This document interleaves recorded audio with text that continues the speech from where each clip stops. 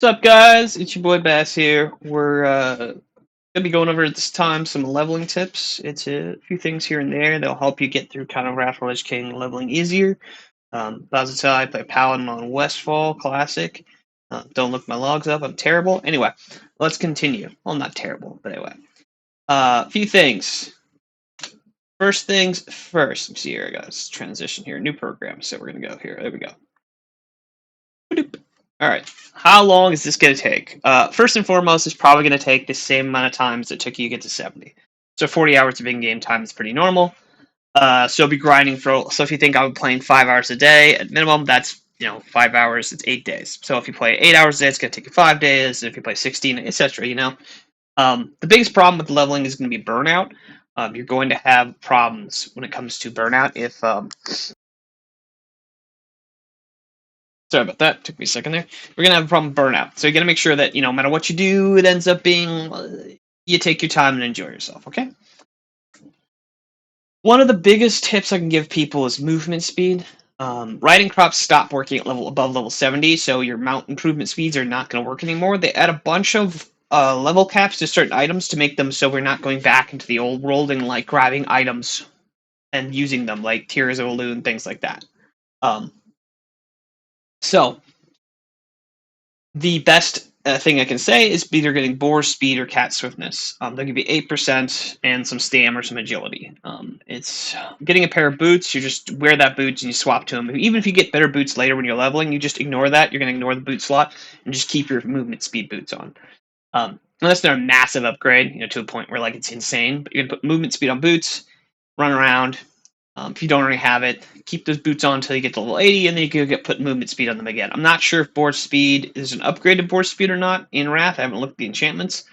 So it might be relevant even in the old world, which means getting either of these recipes might be a good long-term investment. In addition, with enchanting becoming able to enchant Vellum and put their enchants on the auction house, it's going to be very easy for you as an enchanter if you have this enchant to continuously sell these for alts throughout the expansion. I don't believe there are any heirloom boots, so a good pair of like boots that you can pass along, like white boots, might work. Though I do believe some enchantments will require a level and or will make the item soulbound. So we gotta have to do more research. But essentially, for everyone else, essentially, I'd say get movement speed. 8% is going to make your movement faster. If you have any kind of talents that make you faster, like hunters or paladins, you want to respec into those talents. And if you have a movement speed increasing on your mount, let's say a paladin or a death knight, you want to be always using that. Druids will want to use their movement forms if it's less than 10 seconds, or would take if you're going to be moving for less than time it would take you to mount. You want to make sure you're just going into like cat form and just running there, or if you're outside doing travel form. Okay.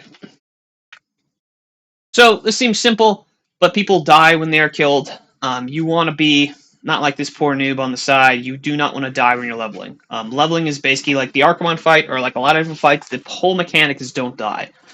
PvP gear will have resilience, and you'll take less damage and get crit less. It's also got a ton of stamina on it. You want stamina is your favorite enchant while leveling. Even though you're like, oh, I want agi, oh, I want this attack part. Screw all of that. Stamina is your number one. I would even take greens with stamina on them over everything else, because if you survive the encounter, you don't die. Even if it takes a little longer to kill a mob, to a certain extent, it's going to be faster than running back from the corpse, okay? Your corpse run's going to be a lot longer, okay? PvP gear, potions, bombs, and bandages. So, like, buy potions. The runic healing potions are low-level potions. They're going to start dropping from things, and alchemists are going to make them. You're going to want to buy them. Heavy frost wreath bandages, same thing. Get your first aid up now. Be ready to use them. Luckily, Death Knights do come with the ability to make, I believe, heavy rune cloth bandages, so you can skip a lot. But still, if you're going to be an engineer, and most DPS is going to be engineers, make bombs, either the Outland equivalents or the Northern ones, if you can get them.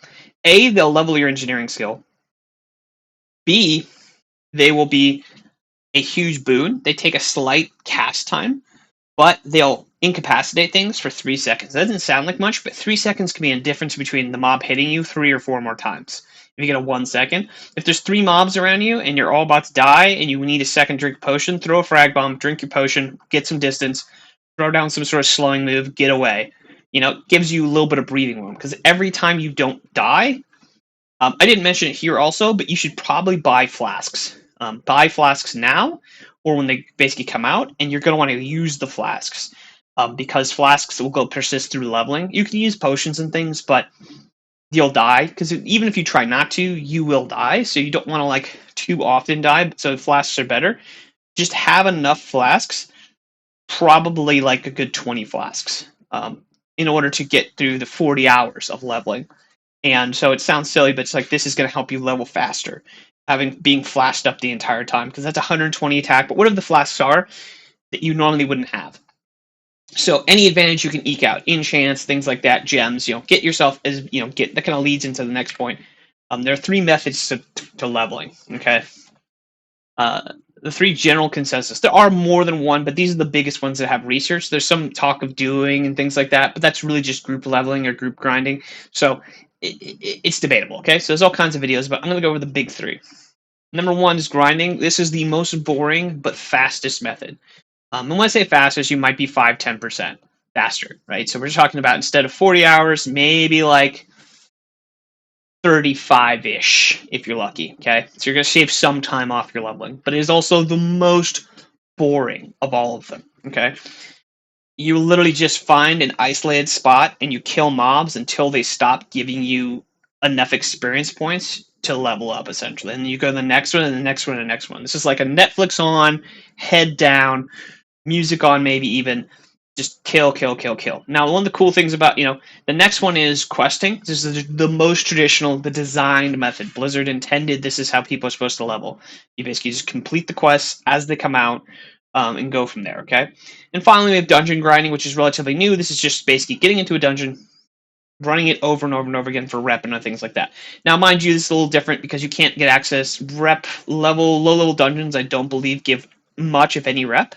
I think only to friendly. And then you can't, the tabards will only give you rep for that dungeon if it's a level 80 version. So if it's like a low level dungeon, the heroic version of that dungeon.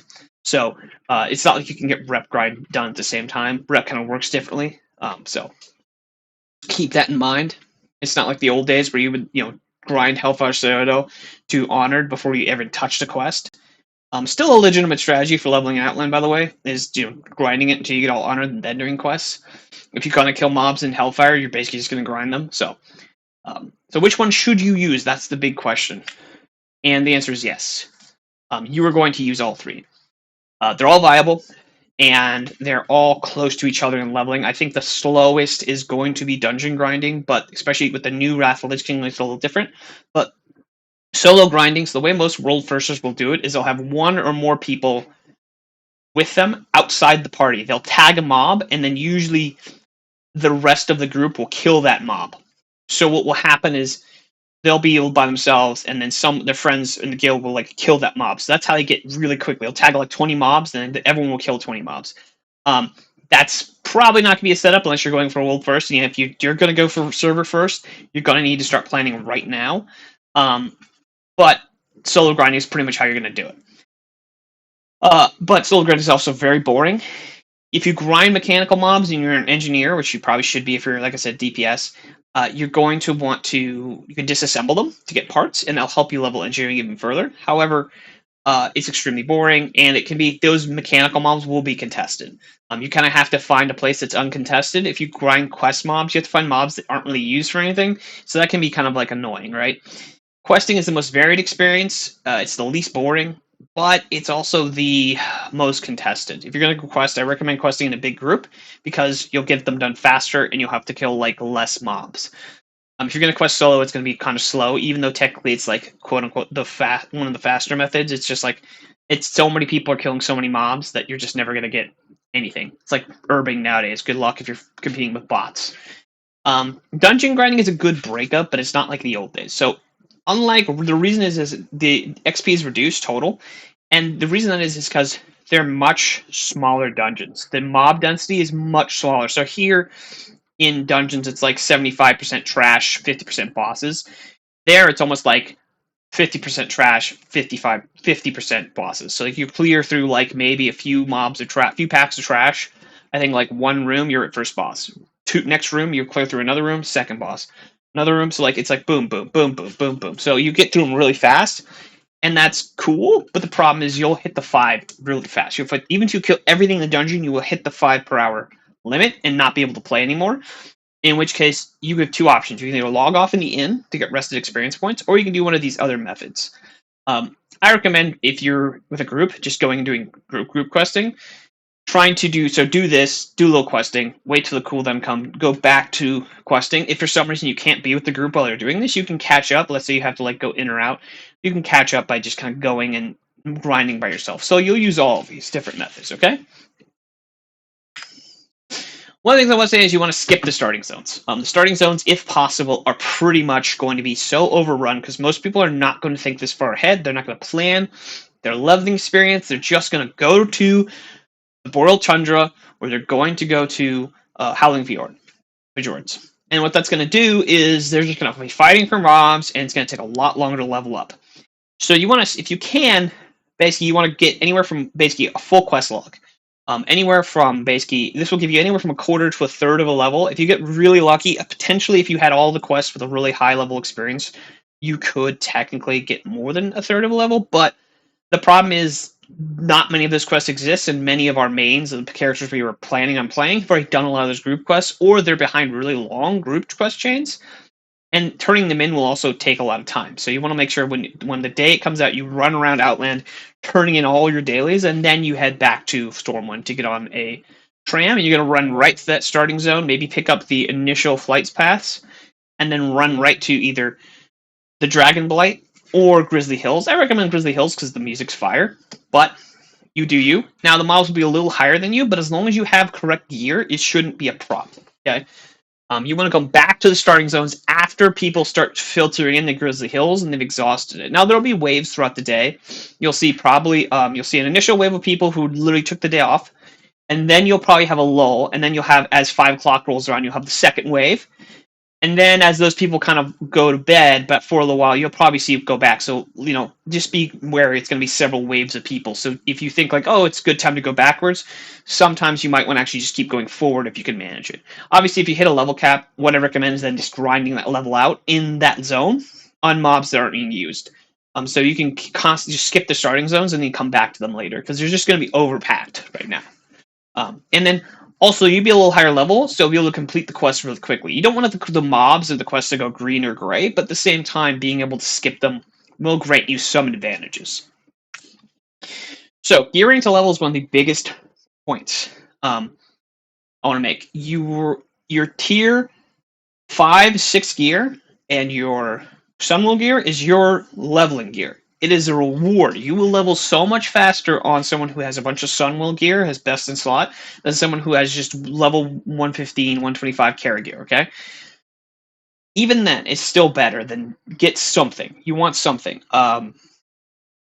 Some classes with the right gear can solo dungeons, so it's very important to get gear now, especially the gear-dependent classes, your Death Knights, your Warriors, your Rogues. Basically physical melee class is going to require a lot of their gear, and they scale really well with gear. Now, easiest way to get this, honestly, is to start doing PvP on the character you have. As soon as you're high enough level, just start PvPing.